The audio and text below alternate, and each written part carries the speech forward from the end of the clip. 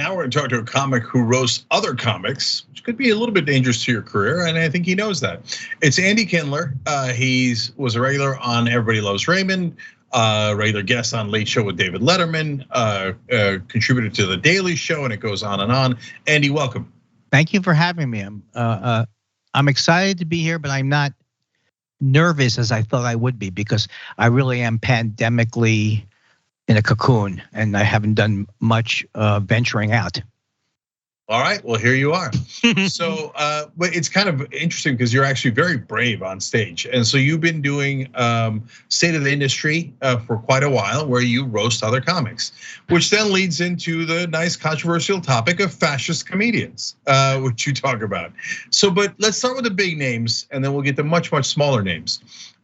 So you're going after Dave Chappelle these days. But and I want to say, I want to interject or whatever you say when you do something like that. That when I started, I thought I was going after big top targets. I was angry that Leno took over the Tonight Show. So I've even joked in my act that back in the old days, just bad comedy was bad, but now horrible, great comedy can kill people. Will give misinformation on vaccines. So the stakes are much higher than when I started the speech in 1996, which was basically to do jokes like, I hear Tim Allen laughs all the way to the bank. It'd be better if on the way to the bank, Tim Allen made the people he was with laugh. Stuff like that. Right, and look, roasts are fun. Everybody likes roasts, right? But now all of a sudden, people aren't sure if they like roasts because, yeah, you're right. I mean, killing in comedy used to mean something else, but right. But so you go after Rogan but I feel like Rogan's so political that that's more kosher to go after him. But when you go after somebody like Dave Chappelle, do the other comics and does Chappelle get pissed and what's the reaction you get? I'm out of the loop. It used to be that because I was very, very scared. I even took Taekwondo to alleviate my fears. Didn't work, but I used to make.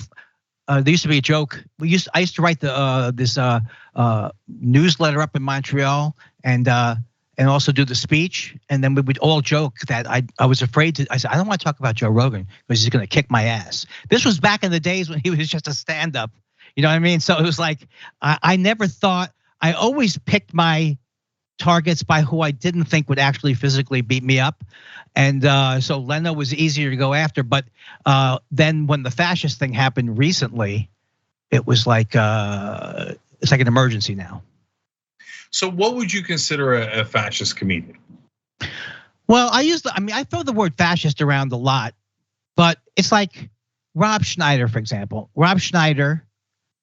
I think I tweeted something like, it's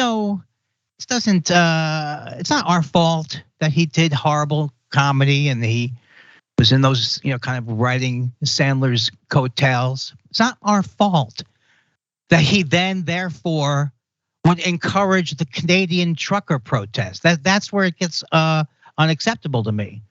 It's just he's actually, of course, I think he blocked me very quickly, but it used to be, and also it's kind of a hard topic to talk about because it's really tied in with people who use free speech as a weapon. Because I first got involved with this stuff by defending people of faith, defending Muslims. My whole thing was I'm Jewish. I don't necessarily even observe that much, but I could tell early on with Maher and Sam Harris and all these people that they were exhibiting xenophobia disguised as criticism. Yeah, I like your line about Bill Maher being the only one out there bravely fighting against religion and science at the same time. Yeah, yes. He's got it all covered. Yeah, look, there's two different factors here, right? There's the big guys and there's the little guys. So the little guys, I think, have a lot more to do with money, which we'll get to in a second. But for the big guys, it seems like they're like Chappelle and Maher and all those guys. Like, I think that they think they're being super brave just by being anti-trans or anti-Muslim or whatever. When these are like the least brave things in the world, it's not like trans and Muslim people are running the country. So do you think that's what it is? Like that they've run out of material and they just think, well, if I attack these people, I'll seem like I'm George Carlin or something. I think it really, unfortunately, comes from their actual hatred of things. Like there's like with Bill Maher, there's xenophobia, and also that there's a lot of and also that they think that they're Lenny Bruce because they keep using the free speech argument. And of course, it's beyond ridiculous to have to say that if you don't have if the government isn't stopping you from speaking, your free speech rights are not really being affected. You don't have the right. I used to make a joke like, if I was the president of ABC, would I have to put on the Nazi hour just because? Would that be obligatory to me? So it's like these guys are like hiding behind their rebels, and people don't want to hear the truth. And that was what Bill Maher's whole thing was. People want to, what is the truth though? The truth that he was, even after 9/11, was we did have to worry about these Muslims. Even now, Bill Maher hasn't said, after all this time, the number one problem is Christian nationalism. The number one problem has, even since 9/11, has been Christian nationalism. And I still haven't recovered from George W. Bush. Initially, looks like he was going to be, because he had certain things in his life, like he had been around Hispanic people, and so he was, I don't even know, he had been around people, and so he felt he wanted immigration to be improved. He really did want to change immigration, but then he got involved with this Cheney, or he got involved with this pre-existing, and I've been reeling since then. I've been reeling since the second Iraq War, and then. It's like you can't have time to catch your breath, and then it's Trump. But then it's also all of these comedians like Adam Carolla, Joe Rogan, who commands. They paid him. How much did they pay him? $100 million. $100 million. And what's the truth? I mean, they were nice executives. I know that there are nice people who are in the executive position, but you can bet that these people either didn't know or didn't care that Rogan for years is a misogynist, and all of this, like just the whole thing, like who gets to use it? It's all these fake issues. The new one, of course, is the trans issue. So to update to right now, the idea that when you see Bill Maher saying something like, hey, when I was a kid, I wanted to be an astronaut, and I'm glad he's buying into that. We should have just been, I don't even engage with it anymore. I mean, I do engage with it, but it's fascist. It's like othering a group of people. 30 years ago, it would have been people being gay would have been, these were the same comedians if they were, you can even watch, I watch a lot of like Johnny Carson's from the 70s and 80s, and there's a lot of anti-gay stuff that comics I don't even think realized they were doing. But I'm talking about planned hate and anger. And I think it's so hard. It's like they really want to they are making money. They think they're big. They think that they're telling the truth, and it's hard. And they like the power, I think. Yeah, which leads us to the little guys, because those guys don't have as much money, and so they're willing to ride along on any grift, which brings us to Jimmy Dore. So, Andy, did you know Jimmy Dore before? I've known Jimmy Dore for not as long as I've been doing comedy, but for a long time. I am going to come out right now and just tell you that I'm 65 years old, and I've been saying it for a long time how old I am. It hasn't helped me career-wise, and I know Jimmy's not my age, but I've known him probably since the early 90s. Yeah, and so he certainly seems to have taken a turn for the right. I certainly think he did. What's your thoughts on that? My thoughts are this. It's like he used to be a nice guy. I used to think he was a nice guy. Okay, I used to think he was a nice guy, and then I just remembered right before doing this that there were these comics who were making fun of me, who are like quote new atheists, and they were making fun of me because I was defending people of faith and all this kind of stuff, and I had contacted Jimmy Dore about it because he was kind of liking their comments and everything. And then he kind of emailed me back going, yeah, well, I'm just giving it to everybody. And then he emailed me later to say he was going through these changes where it was happening to him too, that people were targeting him. But that all of a sudden went into this black hole of a guy who never knew much about politics. You could tell if someone's a political comedian. You may not even like if they're a political comedian, but he was doing really Johnny Carson style stuff.